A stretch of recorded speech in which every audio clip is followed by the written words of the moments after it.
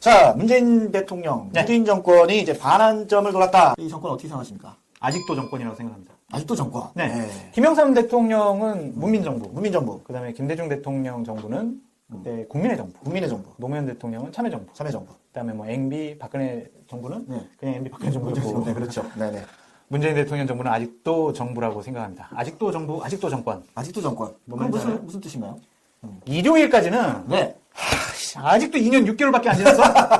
이거고요. 네네. 오늘부터는 오늘부터는. 아직도 2년 6개월이나 남았어. 아하. 그래서 저는 아직도 정권이다. 아직도 정권이다. 국민의 분노가 하늘을 찌르고 있어요. 네. 그런 것들이 뭐 우리 뒤에서 다루겠지만 여론조사에서는 약간은 좀 뭐 잘 나오긴 했는데 네. 저는 딱 네 가지 분야에 있어서 네. 이 정부, 이 네. 정권을 규정하고 싶습니다. 아, 네 가지가 뭔가 있나요? 정치는 보복, 정치는 버벅. 경제는 폭망, 아, 외교는 굴욕, 국민은 반쪽. 자, 딱 네 가지로.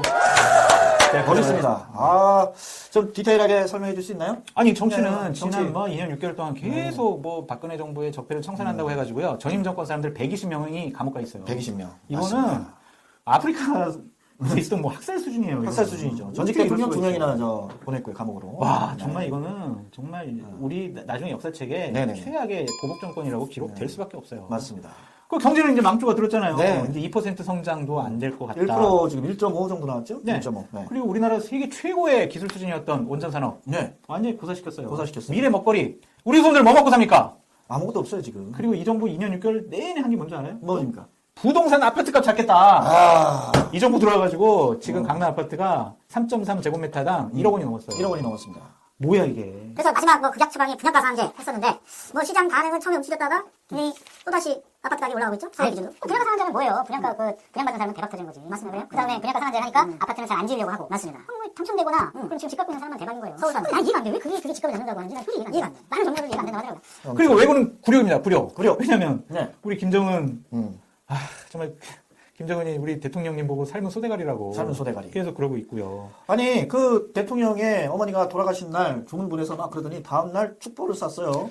그 정용 실장은 또 뭐 예의에 어긋난 게 아니다 이런 식으로 얘기하는 거 자체가 네. 굴욕 아니에요? 굴욕이죠. 그리고 솔직히 또 러시아랑 네. 중국의 군용기들이 우리 영공을 침범하고 카디지를 비롯해가지고 수없이. 아, 심각합니다. 한미 동맹 지금 파탄 나고 있잖아요. 네, 엉망진창이죠. 5억 달러 대략 5조 가량 분담금 더 내라고 하고 보내고. 그 결정적으로는 한일 관계는 완전히 끝장이에요. 한일관은 끝장이죠. 아니, 뭐, 그 길을 하고 반의한다고 그러더니, 결국 아베 앞에 가서 10분, 15분 그 면담하려고 그냥 겸손하게 손 내리고 있는 거 보니까, 그게 그 길인지 모르겠습니다. 그리고 자, 뭐 저 잘 알다시피 국민은 반쪽으로 갈렸습니다. 네, 맞습니다. 광화문과 서초동 뭐 이런 네. 형식으로 정말 진영으로 쫙 갈렸는데 대통령은 국민을 하나로 만들고 대통합을 하는 게 큰 역할이죠. 아니, 본인 취임사에 대통합한다고 했잖아. 국민 모두의 대통령이 되겠다. 국민 모두의 대통령이 나를 지지하지 않는 한 명 한 명 그분들의 지지를 받고 싶다. 아. 이런 식으로 얘기했어요. 우리가 옛날에 한번 취임사 다룬 적 있잖아요. 맞습니다. 약속을 몇 개 지키면.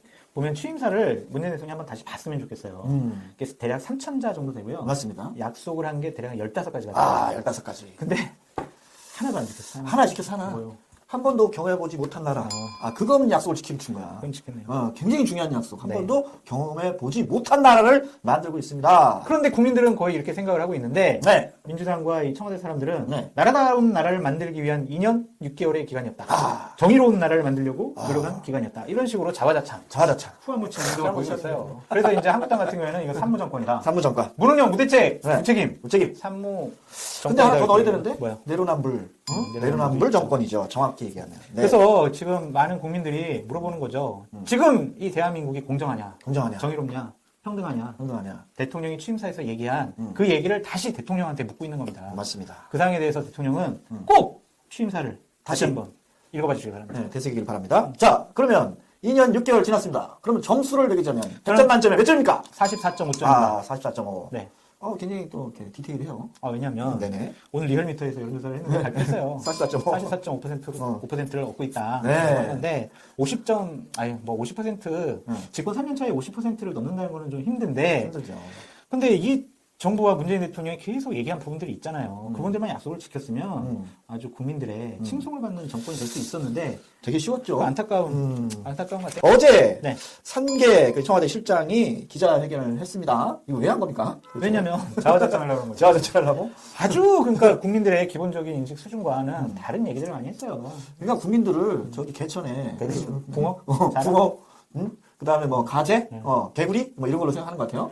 이 사람들의 기자회견에서 빠진 게 두 가지가 있어요. 아, 뭡니까? 사과와 반성. 아, 사과 반성. 사과 반성을 먼저 했었어야죠. 맞죠. 그동안 경제 이렇게 어렵게 하고 네. 외교 이렇게 하고 그다음에 네. 국민을 반으로 가르고 우리가 대통령을 잘 보필하지 못했다. 음. 그렇게 해야 되는데 이 사람들은 나와가지고 계속 한 얘기가 뭐 저 탕평 인사하겠다.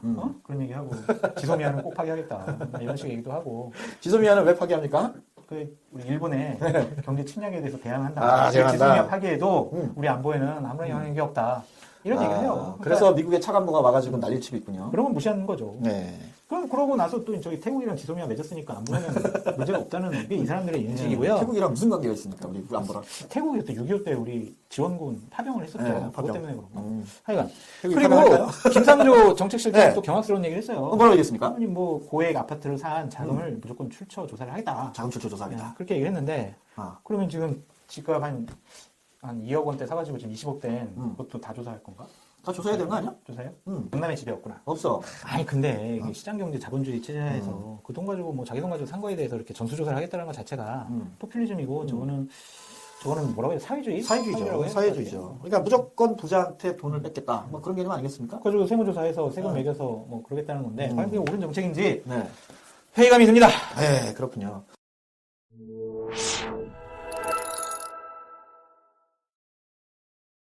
자, 그 다음 이슈가 이낙연 총리가 여론조사 결과에서 황교안 대표를 굉장히 앞서는 걸로 저번 주에 나왔는데. 네, SBS에서 이런 조사를 했는데 네. 수치를 한번 말씀해 주시죠. 네, 그 이낙연 총리가 21.8, 9월달. 아 이게 어제 조사. 네, 어제 조사한 건데 21.8이었고, 네. 9월달엔 15.9였어요. 그리고 이제 황교안 대표가 9월달엔 14.4. 뭐, 한 1.5%밖에 차이 안 나는데, 어제 조사에는 12.3%로 황교안 대표가 이낙연 총리에게 상당히 밀리는 걸로 나왔습니다. 네. 이거 어떻게 된 겁니까? 조용히 있어요. 이낙연은 그냥 가만히 국무총리 하고 있었는데 네네. 조국 날라갔지, 네. 이재명 날라갔지, 아하. 김경수 날라갔지, 또 뭐 박원순은 이제 의미 없는 사람 됐지. 유시민. 아, 유시민은 유럽으로 날라갔지. 네, 그렇죠. 유시민 잡아야 되는데. 유시민 검찰 조사 받아야 되는데. 다 날아간 거예요? 그냥 자기가 가만히 그냥 있는데 가만히 있으면서 국회 가서 야당 어. 의원들이랑 말싸움 좀 하고 네. 공박 좀 했더니 갑자기 인기가 확 올라간 거예요. 일본 가서도 한번 총리랑 또 이렇게 얘기하고 그러니까 또 뭐 달라졌나 봐요. 그렇죠. 근데 그게 운이 좋다라고밖에 표현이 안 돼요. 운이 좋다. 근데 저는 네. 이제 뭐 내년 1월 16일 이전에 이낙연 총리가 그만두고 이제 민주당으로 복귀를 하겠죠. 그렇죠. 그래서 공동 선대위원장을 할 지금 텐데 그걸 하고 싶어 한다고 그랬죠? 총선이 끝나고 나면 네. 결국엔 이낙연 총리의 민낯이 드러나서 결국에는 이 이낙연 총리도 그렇게 큰 영향력 있는 파워 있는 아니면 경쟁력 있는 네. 그러한 대선 후보가 되지는 못할 거다. 아, 못할 라고 저는 전망을 해봅니다. 그렇게 전망하시는 왜냐면은 네. 대략 두 가지 이유예요. 아니, 두 가지 얘기해 주시죠. 권력은 쟁취하는 겁니다. 권력은 쟁취. 이 사람은 수능형 정치인이에요. 아하. 그냥 총리로서 아주 그냥 그 대통령한테 대들지 않고 그냥 대통령 위로해주고요. 그렇죠. 밤새도록 밤새서 그렇죠. 청와대에서 문 대통령과 같이 술 마셨다고 하죠? 그래서 저는 수능형 총리 눈치 총리다. 눈치 총리. 저는 이낙연에서 그렇게 규정을 하고 싶고요. 네. 솔직히 지금 우리 방금 전에도 얘기했지만 이 문재인 정권 2년 6개월 우리는 총체적으로 실패했다라고 규정을 했잖아요. 맞습니다. 이낙연은 왜 책임이 없냐고. 같이 책임이죠. 공동 책임이지. 아니 국무총리로서 이 정권의 2인자 아닙니까? 이렇게 경제, 정치, 외교 폭망시켜놓고 자기가 뭐가 잘났다고 지금 대선 후보로 1위가 나온다고 지금 그건 뭘 받고 있죠. 지금 친문의 차세대 주자가 없는 바람에 그렇죠. 네, 몰빵을 받고 있는데 저는 좀 생각이 다른 게 있습니다. 어떤 거? 이낙연 총리가 이제 총선에 다 나오겠죠. 뭐 종로 지금 얘기를 하고 있습니다. 아이 비례대표야. 비례대표. 종로 못 나가요. 아무튼 그 이낙연 총리가 총선에서 국회의원으로 다시 돌아온다면 네. 이제 4선에서 5선 총리, 4선 정도 됐나요? 3선 하나 나갔으니까 4선의 국회의원이 됩니다. 그러면 이낙연 총리가 이 국회의원 시절에 어떤 행보를 했느냐? 굉장히 이 전술 전략이 뛰어났던 사람이거든요. 근데 그게 못했다고 얘기했어요. 근데 못했고 그게 전술 전략이 뛰어나다니까 부자진들 막 거의 때리다시피 했어요. 거의 뭐 이 양반들 부자진들 옛날 부자진들이 풍부한 난리 날 건데 키포인트는 뭐냐면 이낙연 총리가 총선에서 국회의원 배지를 달면 누구보다도 문 대통령과 적지지 않을까. 척진다. 권력 부장이 들어가지 않을까? 난안 할 거야. 뭐, 이런 생각이 듭니다. 이런 성품상 그렇게 안 하고, 내가 그냥 고건 스타일이에요, 고건 스타일. 고건 스타일인가요? 아니, 이 사람, 국회의원 하면서, 대변인을 하면서, 뭐, 당을 대변을 하고, 이미지 관리를 했지, 본인이 주도해가지고 뭐 한 거 기억이 나요, 이낙연이? 그런 법안을 제대로 된 걸 냈는지, 아니면 정치사에 족적을 남기는 뭐를 했냐고요. 그런 게 없어요. 그렇기 때문에 저는 분명히 재평가받을 거라고 생각이 들고요. 네. 문제는, 그거 쳐요. 이낙연 총리는 거기서 끝내고, 문제는 이제 황교안 대표가 아주 급락을 한 것 같이 보입니다. 이거는 왜 그렇다고 생각하세요? 기본적으로 보면 이제 당을 제대로 장악하지 못하고 있는 그 기본적인 황교안 대표의 개인적인 문제들, 개인적인 문제. 그 다음에 정무적인 감각이 없는 것.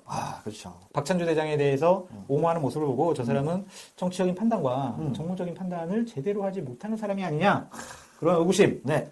그 다음에 황교안 대표를 믿고 총선을 칠 수가 있느냐 그런 의구심. 그다음에 보수 대통합을 좀 제대로 할 줄 알았는데 시작부터 지금 꼬였잖아요. 맞습니다. 유승민은 아예 싫어 안 할래, 우리끼리 할래 이러고 조원진은 우리는 박근혜 대통령 말만 들을 거야. 황교안하고 대화 안 해. 대화 안 해. 이런 상황이에요. 어. 그러니까 지금 완전히 총체적인 난국이에요. 난국입니다. 참 심각합니다. 그런 것들이 다 모여가지고 지지율이 떨어지는 거예요. 맞습니다.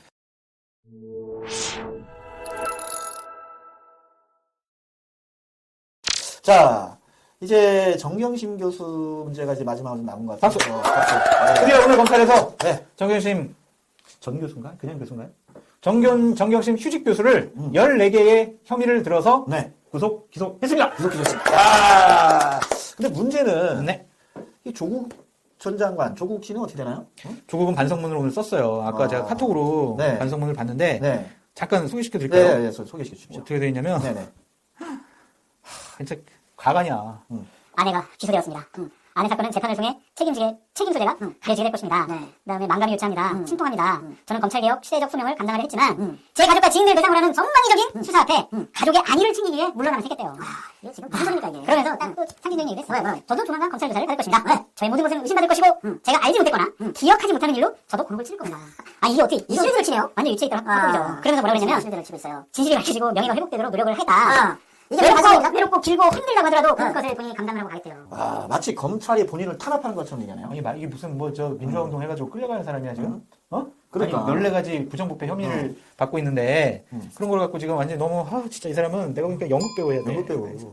하여튼 근데 정경심 교수가 원래 구속될 때는 12가지 혐의 두 가지가 더 포함됐어요. 추가됐고요. 네네. 이번에 좀 재밌는 게 사기예요, 사기. 아, 사기 혐의. 사기 혐의. 현재가 얘기했잖아요. 우리 가족 사기단이다. 이거는. 아주 정확하게 찝으셨고요. 가족 사기단이요. 하여튼 9월 6일 날 청문회 이후에 한 66일 만에 66일 만에. 이제 기소를 됐고요. 아니, 그것도 정경심 교수도 사실 구속된 기간에도 조사를 똑바로 받지 않았다는 거 아닙니까? 그렇죠. 몸이 아프다고 그러고. 몸이 아프다고 그러고, 뭐. 고혈압이래요, 고혈압? 뇌경색에서 뇌경색에서. 아니라 고혈압. 눈도 아프다고 뭐 안압이 올라가서 어쩌고저쩌고 하던데. 근데 앞으로 구속당한 사람들은 나 혈압이 높아요 그러면 조사 안 받아도 되나? 그런가 봐.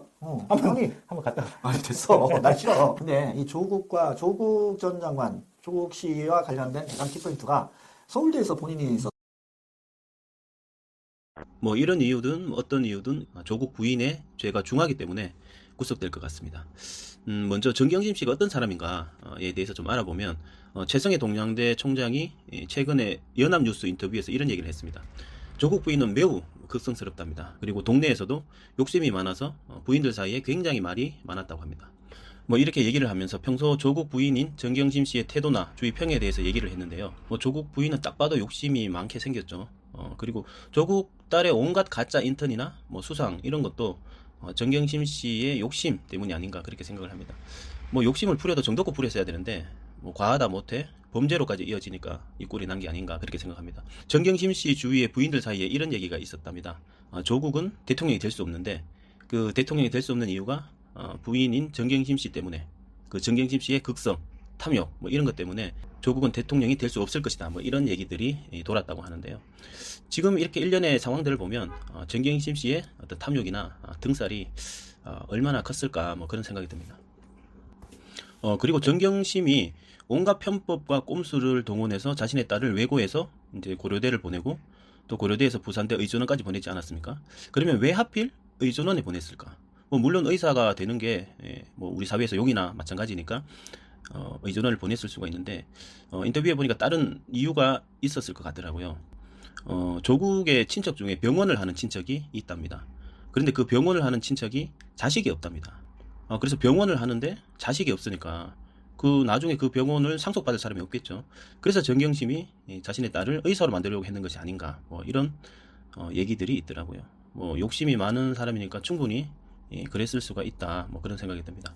아무튼 정경심이 지금 구속 직전에 있는데 그렇다면 어떤 죄로 정경심이 구속되는지에 대해서 간략히 말씀을 좀 드리겠습니다. 지금까지 사실관계를 토대로 보면 정경심의 가장 큰 혐의가 증거인멸죄입니다. 증거를 인멸했을 때 성립하는 죄인데요. 그럼 어떤 일이 있었냐 하면 정경심이 동양대 총장 최혜성 총장에게 전화를 해가지고 딸이 받은 표창이 어학원에서 나간 것으로 보도자료를 내달라 이렇게 압박을 했다고 합니다. 지금 논란이 되는 게 동양대 총장의 직인이 없다라고 하고 일렬 번호가 없다라고 해서 위조된 것이 아닌가 이렇게 지금 보고 있죠. 그런데 이 표창을 정상적으로 나간 걸로 해달라 이렇게 압박을 했다는 거죠. 이거는 명백한 증거인멸의 해당합니다. 왜냐하면 조국 다른 동양대에서 받은 표창을 부산대 의존원 입시에 활용했단 말이죠. 그런데 그 표창이 위조되었다면 이는 부산대 입시 업무를 방해한 것이 되죠. 그래서 업무 방해죄가 성립됩니다. 그 업무 방해죄의 증거가 뭐냐 하면 위조된 동양대 총장 표창인데요. 그 위조된 것을 정상 발급한 것으로 바꾸려 한 게 증거인멸에 해당하는 것이죠.